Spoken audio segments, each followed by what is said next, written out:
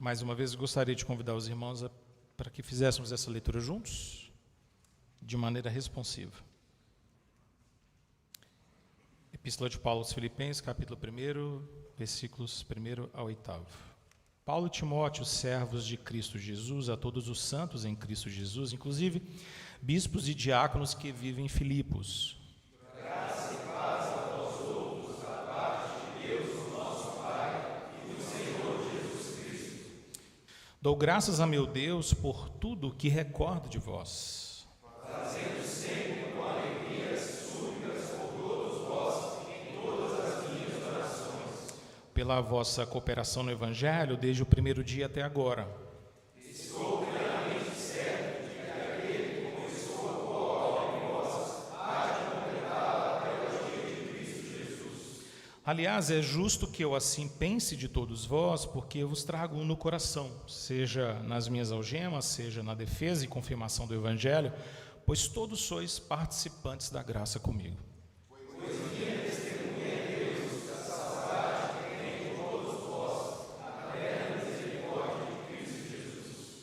Vamos orar.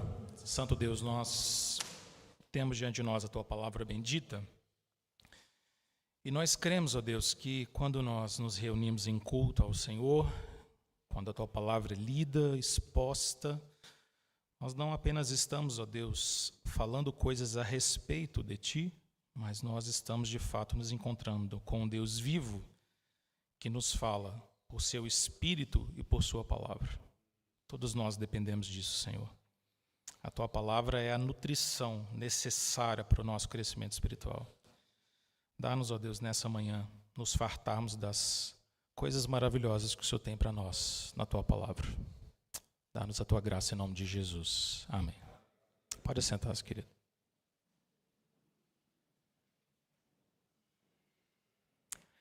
A maioria das nossas obras são, de alguma maneira, imperfeitas. Nós frequentemente começamos projetos e não terminamos. Bolamos coisas gigantescas na nossa cabeça, mas a gente não consegue levar ao final. Quando eu era criança, eu fui uma daquelas crianças engenhosas que gostava de desmontar coisas para tentar construir outras coisas. Você se parece com isso em alguma medida? Eu me lembro, por exemplo, certa vez a minha mãe tinha uma enceradeira velha e eu cismei que eu ia botar o motor daquela enceradeira num carrinho de rolimã. Não fui bem sucedido. O motor não chegou nem a ser instalado. Eu tinha boas ideias, mas eu não consegui levar as obras que eu tinha na cabeça, os meus projetos, até o final de maneira assim completa e plena. Era bem deficitário. Mas eu lembro que certa vez, de novo no meu carrinho de rolimã, eu consegui de fato, aparentemente, terminá-lo. A gente ia ter uma corrida no bairro de carrinho de rolimã, num grande morro que ficava no bairro Amazonas, ali em Contagem.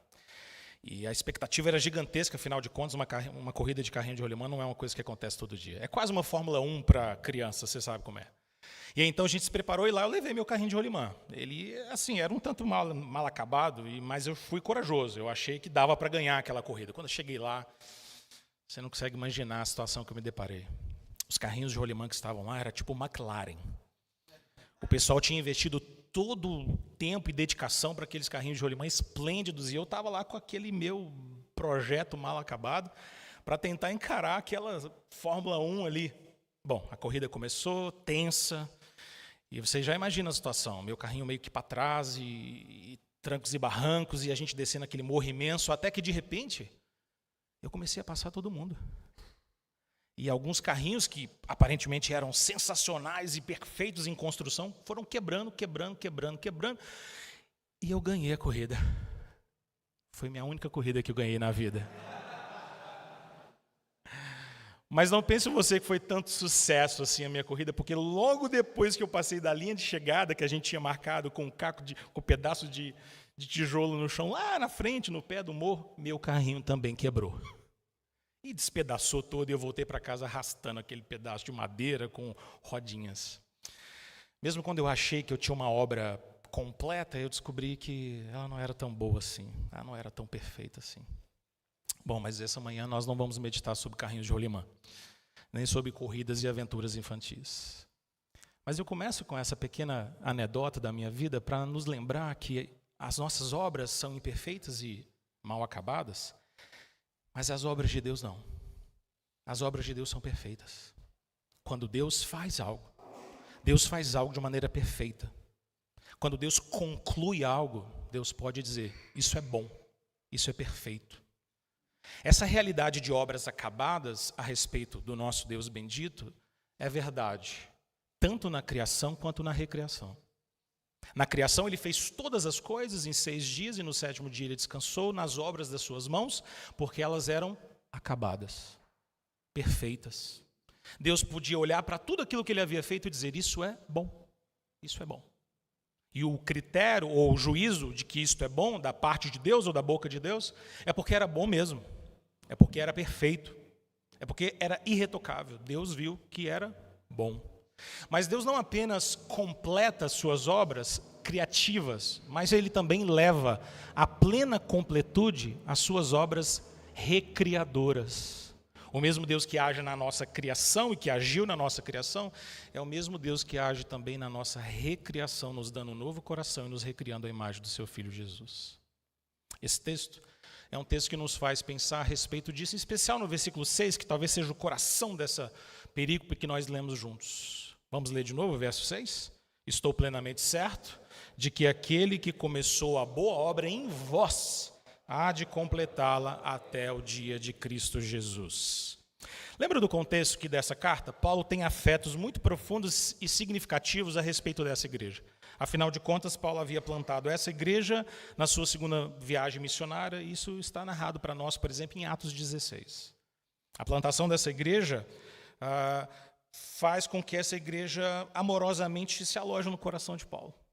Muitos anos mais tarde, o apóstolo Paulo, agora preso em Roma, por volta do ano 60 depois de Cristo, escreve essa carta, essa epístola, muito afetuosamente, muito carinhosamente, para que ele pudesse dar notícias aos irmãos de Filipos sobre as suas condições. Afinal de contas, ele estava entre algemas, ele era encarcerado por causa do evangelho.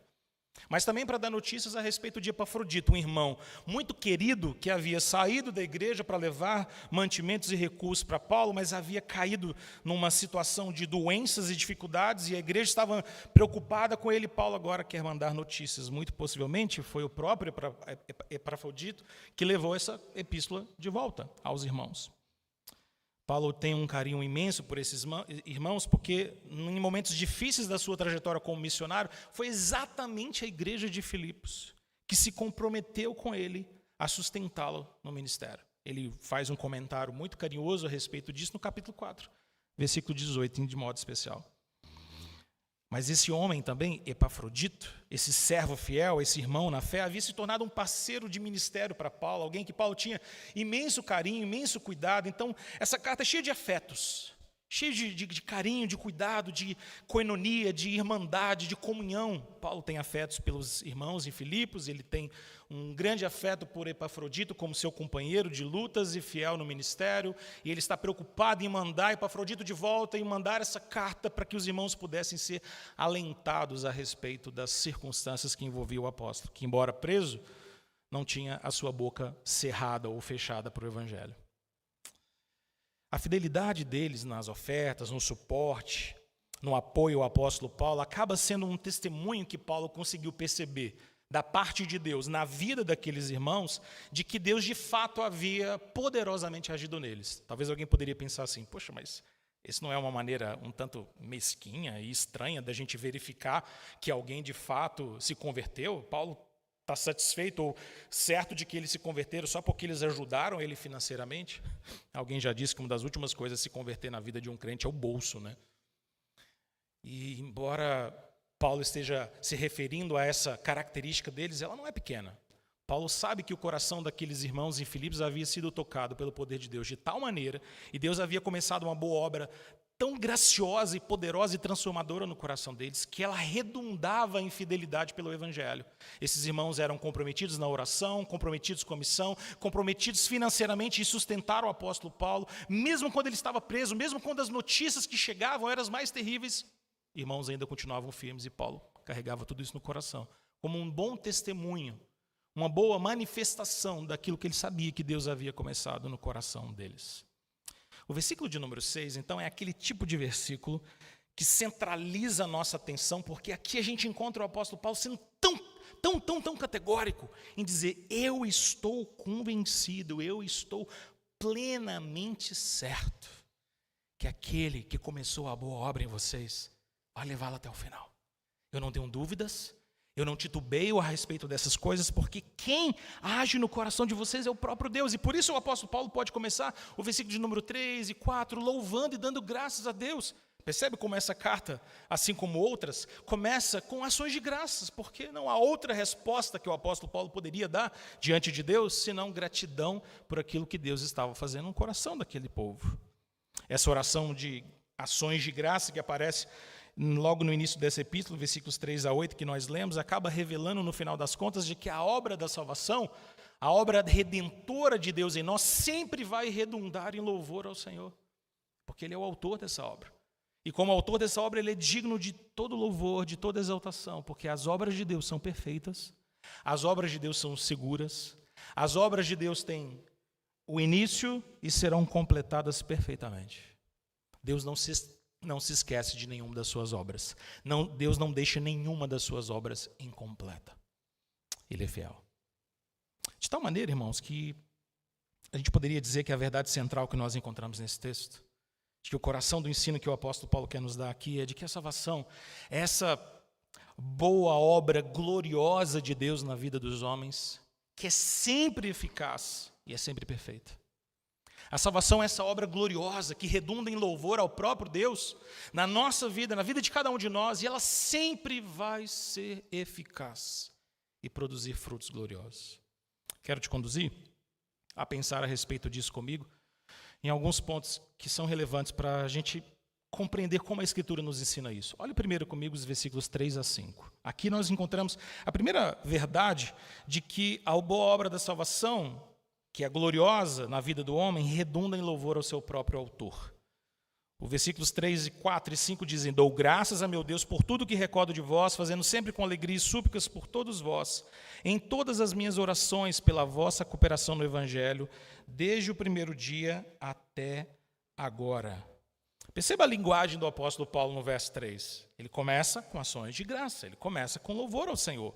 Porque Paulo não poderia dar o louvor a outra pessoa. Paulo não poderia começar essa carta dizendo: olha, eu dou graças a Deus por vocês, filipenses, porque vocês são crente mesmo, porque vocês se converteram, porque vocês têm demonstrado um grande fervor. Não, Paulo não pode jogar o holofote para a igreja de Filipos, porque ele sabe a quem ele deve dar louvor. O autor da salvação é o Senhor, e se o Senhor é o autor da salvação, só Ele é digno de todo louvor e de toda glória. Por isso que ele começa dando graças ao Senhor por tudo, quando ele se recorda daqueles irmãos. A expressão é muito próxima, né? O apóstolo Paulo diz: eu dou graças ao meu Deus. Esse é o meu Deus.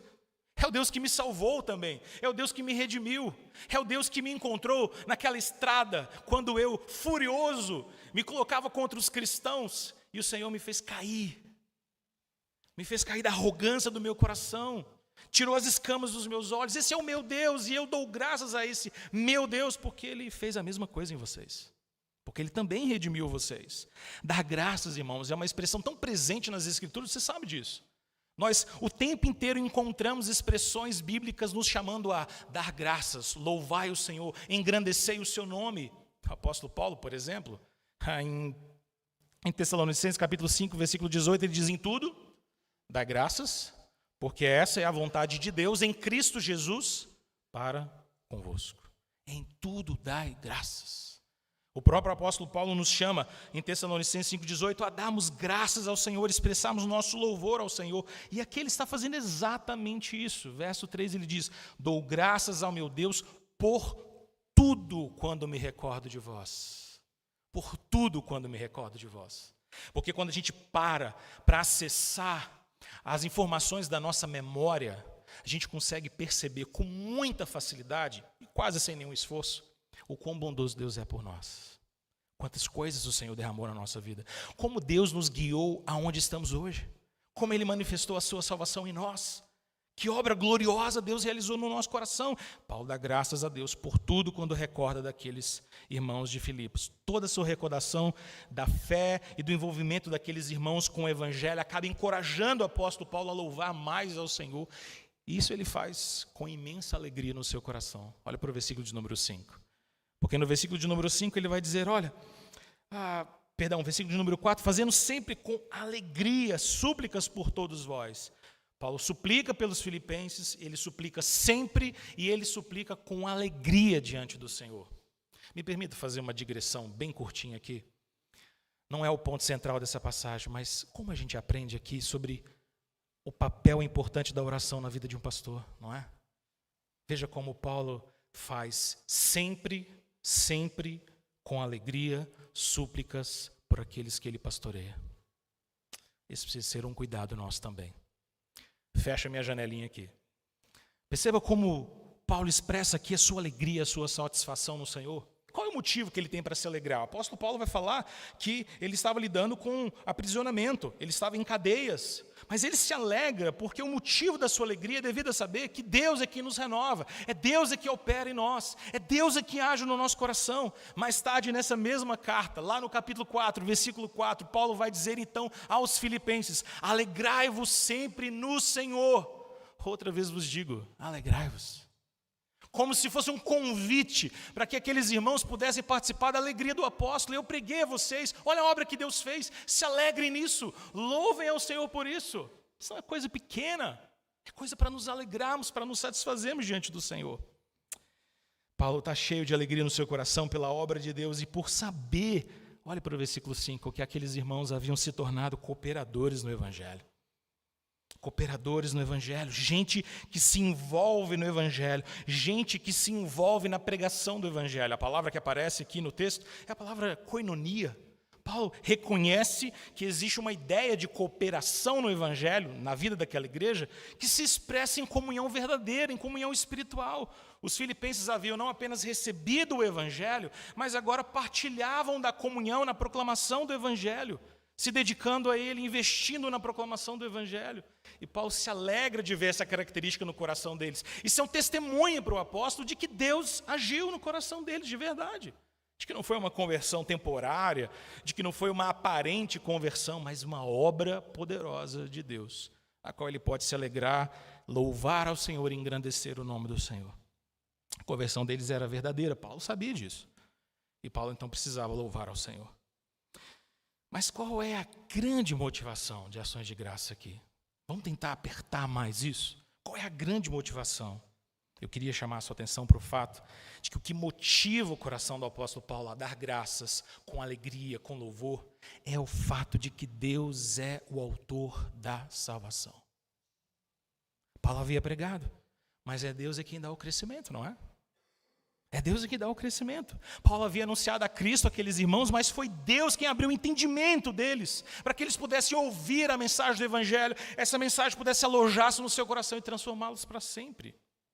Deixa-me te dar alguns lembretes disso, lá em Atos 16. Quando Lídia se converteu em Filipos, a Bíblia nos lembra do seguinte, Atos 16, 14. O Senhor lhe abriu o coração para atender às coisas que Paulo dizia. Quem é o autor da salvação? Deus. Ou, por exemplo, em Atos 16, versículo 18, quando uma jovem adivinha foi liberta de espíritos malignos e em nome de Cristo, e o texto diz, em nome de Jesus Cristo, eu te mando, retira-te dela. E ela na mesma hora, e ele na mesma hora saiu. Quem trouxe libertação sobre essa mulher, adivinha? O nome precioso de Jesus. Ou, por exemplo, em Atos 16, 31, quando aquele carcereiro se converte ao Senhor, e o texto nos diz no verso 31, responderam-lhe, crê no Senhor Jesus e serás salvo, tu e a tua casa. Aquele homem seria salvo juntamente com a sua casa por meio de quem? Por meio de Jesus. Percebe que todas as lembranças que Paulo poderia acessar a respeito da sua experiência de plantar o Evangelho na cidade de Filipos e a vida daqueles irmãos sendo transformada pelo poder de Deus, era um lembrete constante para o apóstolo de que quem agiu no coração deles foi o Senhor. Só o Senhor. E o autor da salvação é digno de louvor por aquilo que ele faz. A verdadeira salvação sempre redunda em louvor ao Senhor. Ele nos salva de maneira poderosa por meio da pregação do Evangelho do Senhor Jesus, e toda a glória, todo o louvor deve ser dado ao Senhor. Deus é louvado em nossa salvação. Deus é glorificado quando pecadores se arrependem. Deus é exaltado na vida dos redimidos por sua graça. E Paulo está louvando ao Senhor por isso. Como isso se aplica a nós? De diversas maneiras, não é? Afinal de contas, quando eu e você compreendemos a obra da salvação de Deus em nosso coração, quando nós temos uma completa noção sobre o que é isso, não sobra espaço em nós, ou pelo menos não deveria sobrar espaço em nós, para nos vangloriarmos. Deveria apenas ter em nós anseio por glorificar o nome de Deus. Reconhecer nossa total dependência da graça de Deus. Pense nessa atitude do apóstolo Paulo no início dessa epístola, de dar graças ao Senhor pelos irmãos, como a resposta adequada de cada um de nós. Porque todo cristão deveria ter essa resposta. Eu só posso louvar a Deus porque Ele transformou a minha vida. Eu só posso viver para o inteiro agrado do Senhor porque Ele mudou o meu viver. Eu só posso adorar a Deus, eu só posso exaltar o Senhor porque Ele mudou a minha vida. Nós louvamos a Deus por sua obra em nós louvamos a Deus por nos libertar dos pecados, nós louvamos a Deus porque Ele nos dá uma nova vida. A obra da salvação redunda em louvor ao seu autor, porque a obra da salvação, ou a salvação, é a obra gloriosa de Deus na vida do homem, sempre eficaz, sempre poderosa. Em segundo lugar, eu queria convidá-la a olhar o versículo de número 6, esse que nós já lemos e relemos aqui nessa manhã. Porque o versículo de número 6 nos lembra que essa obra gloriosa do Senhor, a salvação, é uma obra sempre segura e perfeita. A salvação é a obra gloriosa do Senhor porque ela é perfeita, porque ela é segura. Estou plenamente certo de que aquele que começou a boa obra em vós há de completá-la até o dia de Cristo Jesus. Essa é a convicção, é a profissão de fé do apóstolo Paulo e deve ser também a minha e a sua profissão de fé.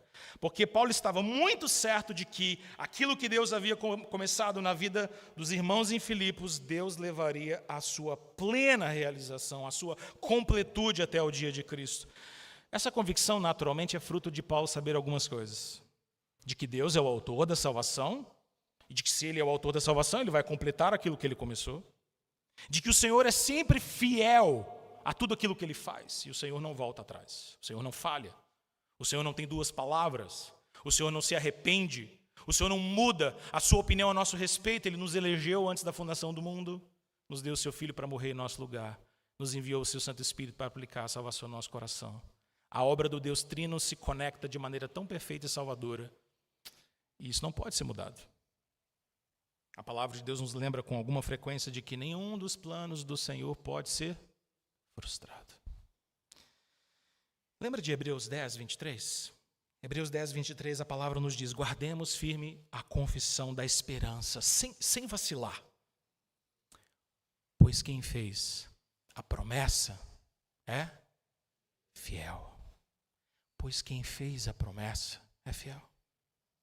Paulo sabe disso. E eu e você sabemos disso também. Quem fez a promessa é sempre fiel. O Senhor não voltará atrás. Paulo estava certo, igualmente, então, de que essa obra da salvação em Cristo Jesus não podia ser desfeita de nenhuma maneira. Por isso ele começa, inclusive, se referindo no início dessa epístola a esses irmãos como santos em Cristo. Olha comigo lá nos versículos 1 e 2. Paulo, Timóteo, servos de Cristo Jesus, a todos os santos em Cristo Jesus.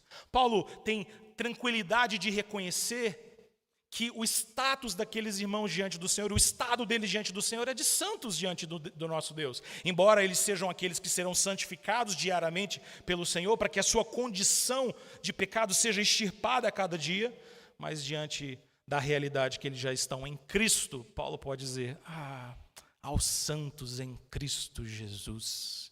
Afinal de contas, o Senhor Jesus, como nosso precursor, depois de ressuscitar dentre os mortos e vencer a morte, triunfar sobre os seus inimigos e passar breve tempo com os seus discípulos, subiu aos céus e, sendo assunto, assentou-se à destra de Deus Pai, colocando debaixo dos seus pés todos os seus inimigos, habitando nas regiões celestiais que nós habitamos juntamente com Ele. Se Ele está lá, nós estamos lá também com Ele. É por isso que Paulo pode começar a sua epístola aos Efésios, dando graças ao Senhor bendito, nos lembrando que nós também estamos assentados nas regiões celestiais em Cristo Jesus. Em Cristo Jesus. Paulo está convicto disso. A obra da salvação em Cristo é perfeita, nada pode desfazê-la. Pense nessa linguagem poderosa que aparece em Romanos 8, e nós lemos Romanos 8 aqui no início do nosso tempo de culto juntos. Romanos 8, 28, sabemos que todas as coisas cooperam para o bem daqueles que amam a Deus, daqueles que são chamados segundo o seu propósito. Deus tem um propósito, e o propósito de Deus é eterno, é eletivo, é poderoso. E o Deus que elegeu-nos antes da fundação do mundo, faz agora, por meio do seu Filho Jesus, que governa o mundo com poder e glória, que todas as coisas cooperem para o bem daqueles que o amam. O Senhor Jesus é o supremo governante do universo e o cabeça da igreja. E Ele converge todas as coisas e dirige todas as coisas de tal maneira que elas possam cooperar para o nosso bem. Romanos 8,30. E aos que predestinou, a estes também chamou, e aos que chamou, a estes também justificou, e aos que justificou, a estes também glorificou. Como Paulo poderia ser mais enfático aqui? Afinal de contas, o versículo de número 30 de Romanos 8 nos lembra da nossa realidade passada, por assim dizer, presente e futura. Porque o Senhor nos predestinou na eternidade, a gente poderia dizer numa eternidade passada, pelo menos na nossa perspectiva limitada e finita. E esse Deus que nos predestinou, Ele também nos chama no tempo e na história. Ele nos justifica diante do seu tribunal. E um dia, Ele há de nos glorificar para que sejamos a imagem do seu Filho Jesus. Tem como olhar para passagens como essa e o nosso coração não se encher de confiança de que aquele que começou a boa obra em vós há de completá-la até o dia de Cristo. Não tem como. Não tem como. Ou ainda, Romanos 8,31. Que diremos, pois, à vista dessas coisas? Se Deus é por nós, quem será contra nós? Lembra de como o Senhor chamava Israel para enfrentar batalhas santas no Antigo Testamento? Quando Deus chamava Israel para enfrentar batalhas, não tinha a ver com números, não tinha a ver com recursos, não tinha a ver com habilidade de combatentes, não tinha a ver com estratégias bélicas, tinha a ver com confiar no Senhor. Às vezes era só marchar, às vezes era quebrar cântaros e balançar tochas e exaltar o nome do Senhor. Às vezes era só descer para um arraial do inimigo que já havia se confundido pela ação do Senhor, que havia plantado o temor no coração deles, já estavam se matando. Às vezes era só percorrer os inimigos com a certeza que o Senhor tinha dito: vá, porque você vai alcançá-los. Perceba que se Deus é por nós, ninguém pode ser contra nós. Se Deus está ao nosso lado, se Deus nos salvou, se nós somos povo do Senhor, nada pode, nada pode. Para terminar, Romanos 8, me permita, não é o nosso foco central, mas as palavras são tão redundantes, tão poderosas. Romanos 8, 38 e 39, porque eu estou bem certo de que nem a morte, nem a vida, nem anjos, nem principados, nem as coisas do presente, nem as coisas lá do porvir, nem os poderes, nem a altura, nem a profundidade, nem qualquer outra criatura poderá nos separar do amor de Deus que está em Cristo Jesus, o nosso Senhor. Aquele que começou a boa obra em nós, há de completá-la até o dia de Cristo. Nada pode mudar isso. Paulo estava convicto disso. João Calvino, nosso reformador tão querido, diz, comentando esse texto, que Deus não se esquece da obra que as suas próprias mãos começaram. Nós somos a obra de suas mãos, diz Calvino. Portanto, ele completará o que já começou a fazer em nós. Que palavras mais encorajadoras, né? Deus não se esquece da obra das suas mãos. Nós somos as obras das suas mãos. O mesmo Deus que cria é o Deus que nos recria. Paulo estava tão convicto disso, irmãos, tão convicto de que aquele começou a boa obra em nós iria completá-la até o dia de Cristo, que mais adiante ele poderia dizer no capítulo 3, versículo de número 14, as seguintes palavras: prossigo para o alvo, para o prêmio da soberana vocação em Cristo Jesus. Ou ainda no capítulo 3, versículos 20 e 21 de Filipenses, ele diz: pois a nossa pátria está nos céus, de onde também aguardamos o Salvador, o Senhor Jesus Cristo, o qual transformará o nosso corpo de humilhação para ser igual ao corpo da sua glória, segundo a eficácia do poder que ele tem de até subordinar a si todas as coisas. Paulo pode olhar para o futuro, certo de que o Senhor completará a sua obra, porque se já no presente nós temos as primícias do Senhor, nós temos a ação do Espírito em nós, que nos transforma dia a dia, de glória em glória, de fé em fé, a imagem do seu Filho Jesus, nós sabemos que no dia de Cristo, a obra da redenção chegará à sua plenitude, e Ele fará nova todas as coisas. As coisas passadas já não existirão, e nós vamos habitar com o Senhor novos céus e uma nova terra. Os nossos corpos, corruptíveis, falhos, humilhados, limitados, serão transformados em glória, em semelhança do Senhor Jesus. E a morte será, uma vez por todas, vencida e lançada no fogo e enxofre. Essa é a convicção que o apóstolo Paulo tem. Como isso se aplica a nós? Quando nós reconhecemos quem começou a boa obra em nós podemos viver então com segurança de que o Senhor vai nos conduzir até o final. O versículo de número 6 é como se fosse um firme fundamento para a segurança da nossa salvação. Eu não preciso temer, porque no final das contas, essa é a certeza que eu posso ter nessa vida. Irmãos, nós que somos adultos já sabemos, por experiência, de que nós podemos ter pouquíssimas certezas nessa vida. Talvez a gente poderia dizer que a gente não pode ter quase nenhuma. Mas existe uma certeza que nós podemos ter na vida e na morte. Se o Senhor começou a boa obra em nós, Ele vai completá-la até o dia de Cristo. Esse mundo pode ser um mar de incertezas, mas o Senhor Jesus e a sua obra é o nosso socorro bem presente, o nosso refúgio no meio desse mar de incertezas desse mundo. O Senhor nos preserva até o fim, até o dia de Cristo. A obra gloriosa do Senhor não falhará, porque Ele vai nos conduzir até o fim. Perceba comigo então o que nós enxergamos nessa passagem. A salvação é a obra gloriosa de Deus na vida do homem, sempre eficaz, sempre poderosa em nos transformar. Ela redunda em louvor ao seu autor, e ela é sempre perfeita, sempre, sempre, sempre será levada até o final. Mas, por último, quero chamar a sua atenção para os versículos 7 a 8. Porque aqui nós encontramos também a verdade tão significativa da palavra do Senhor, de que a obra da salvação, ela é sempre produtiva de frutos em nós. Ela sempre produz frutos. Porque a salvação é essa obra gloriosa de Deus, ela é eficaz, ela produz frutos, ela transforma a nossa vida. Versos 7 e 8. Aliás, é justo que eu assim pense de todos vós, porque vos trago no coração, seja nas minhas algemas, seja na defesa e confirmação do Evangelho, pois todos sois participantes da graça comigo, pois minha testemunha é Deus, da saudade que tenho de todos vós, na terra misericórdia de Cristo Jesus. A pergunta que a gente pode fazer para os versículos 7 e 8 é como Paulo poderia pensar com tamanha confiança a respeito dos filipenses? Bom, primeiro porque Paulo os tinha no coração e sabia que os filipenses participavam da graça com ele. Ele sabia disso. Ele diz isso no versículo de número 7. Eu sei que vocês são participantes da graça comigo.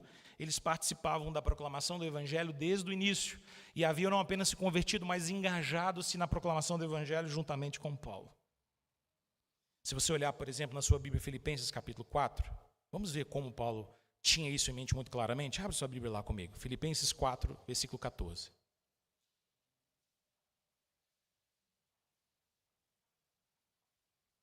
Ali no capítulo 4, versos 14 e 16, Paulo inclui uma nota de agradecimento muito pessoal. Ele diz: todavia, fizestes bem associando-vos comigo, ou associando-vos na minha tribulação, e sabeis também vós, ó Filipenses, que no início do Evangelho, quando parti da Macedônia, nenhuma igreja se associou comigo no tocante a dar e receber, senão unicamente vós outros.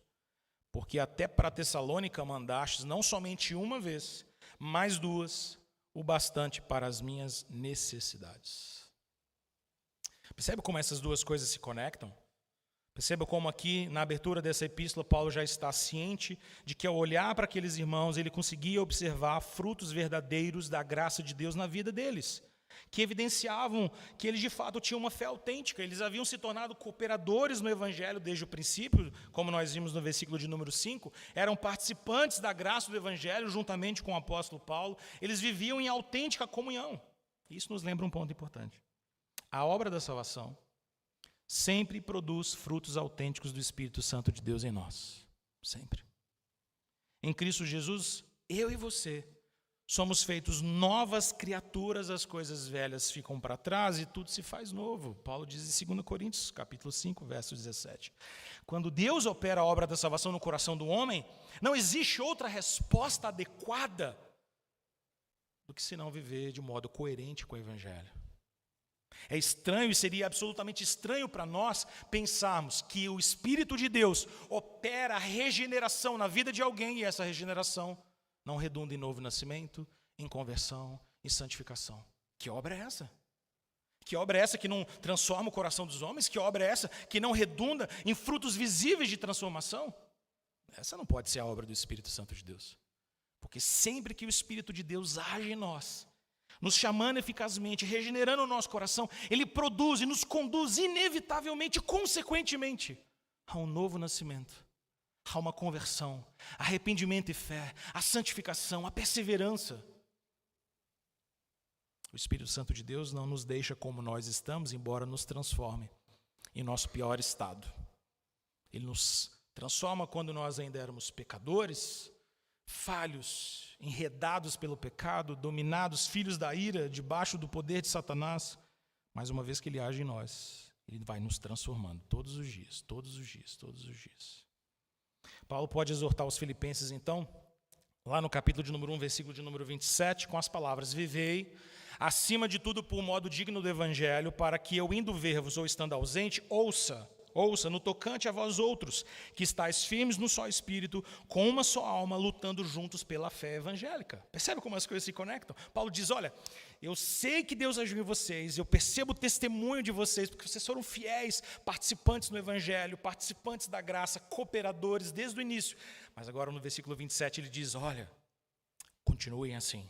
Vivam acima de tudo, de maneira coerente, de modo digno do Evangelho, para que mesmo eu indo aí ver vocês, ou ausente, ouça a respeito de vocês, eu possa ter certeza de que vocês estão em um só Espírito, numa mesma alma, lutando juntos pela fé evangélica. Vivam assim, vivam dessa maneira. Vivam frutificando na obra do Espírito, porque a obra de Deus no homem nos une ao Senhor Jesus, que nos leva a viver então em novidade de vida. Paulo está escrevendo àqueles que são santos em Cristo Jesus, tanto diáconos quanto bispos que viviam em Filipos, e ele tem convicção de que essa santidade posicional também se manifesta na nossa condição diária. Nós somos separados por Deus em Cristo Jesus, e agora caminhamos em santidade, porque santo é aquele que nos chamou. Sede santos, porque eu sou santo. Sede santos, porque eu sou santo. É por isso que no capítulo de número 4, Paulo pode dizer a esses irmãos, finalmente, tudo que é verdadeiro, tudo que é respeitável, tudo que é justo, tudo que é puro, tudo que é amável, tudo que é de boa fama, se alguma virtude há, ou se algum louvor existe, seja isso o que ocupe o vosso pensamento, o que também aprendestes e recebestes e ouvistes, e vistes em mim, isso praticai, e o Deus da paz será convosco. Tudo que vocês ouviram, tudo que vocês viram, tudo que vocês experimentaram a respeito do Evangelho, viva! Viva isso! Viva isso experiencialmente, de maneira prática, de maneira verdadeira, porque a obra de Deus em nós redunda, consequentemente, numa vida de transformação. Numa vida de poderosa transformação do nosso caráter, das inclinações do nosso coração, nos dando santidade, vida com Deus, mudança de postura. A nossa mente passa a se ocupar daquilo que é amável, respeitável, aquilo que é digno, aquilo que é de boa fama, e nós deixamos os pensamentos vis, os pensamentos maus, os pensamentos corrompidos, os desejos pecaminosos, a soberba da vida, a concupiscência dos nossos olhos, tudo isso vai sendo extirpado pelo poder sobrenatural do Espírito de Deus agindo em nós, para que dia a dia Cristo seja formado em mim e em você. Se não existe mudança autêntica, é preciso que nós investiguemos o nosso coração para se verificarmos se também há conversão autêntica. Se o Espírito de Deus habita em nós. Lembra de Romanos 8? O texto que nós lemos na abertura? Não pode haver pendor da carne no nosso coração se, de fato, o Espírito habita em nós. Não faz sentido um crente dominado pelo pecado, escravizado pelo pecado.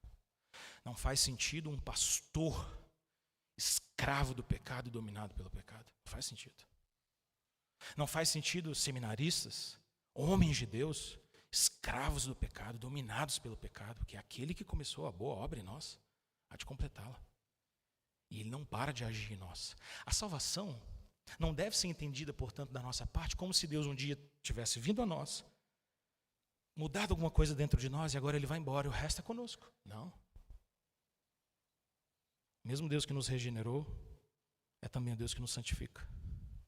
A mesma fé que nos santifica, ou a mesma fé que nos justifica, é também a fé que nos santifica dia a dia, por meio do seu Espírito. Não existe verdadeira e autêntica obra da salvação sem uma vida moldada por Cristo. Seria um engano da nossa parte.